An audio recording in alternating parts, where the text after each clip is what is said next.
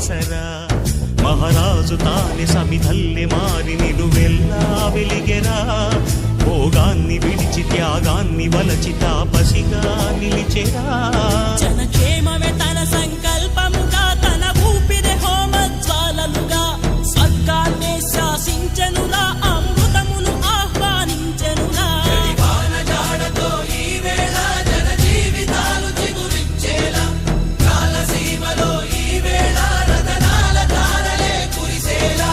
కల్లు కల్లు మని సిరిమూవల్లే చినుకే చేరగా జల్లు జల్లు మని పులకింతల్లో పుడమే పాడగా హరివిల్లు ఎత్తి కరిమబ్బు వాన బాణాలే వేయని